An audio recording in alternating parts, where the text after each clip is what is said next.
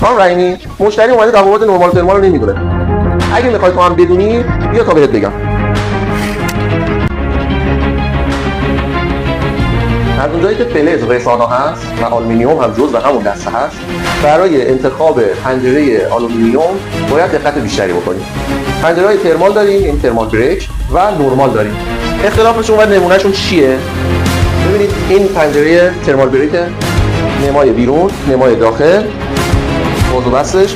شما یه چیزی رو باید اینجا دقت کنید. ترمال بریک یه قطعه پلاستیکی داره که نمای بیرون پنجره و نمای داخل پنجره رو از هم جدا میکنه که اگر بیرون زمستون باشه سرد بشه، چون آلومینیوم هست و رسانه هست، این سمت خونه سرد نشه.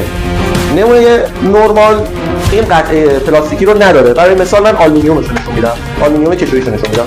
این کشوییه، نمونه کشویی هست. قطعه پلاستیکی توی لنگه‌های بازشو نداره، همه آلومینیومه.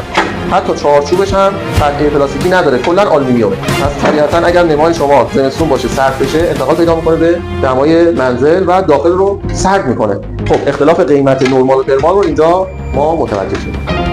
یه لیستی از برندهای آلومینیوم برات آماده کردم به ترتیب قیمت. کلمه نورمال رو برام بفرست تا برات ارسال بشه.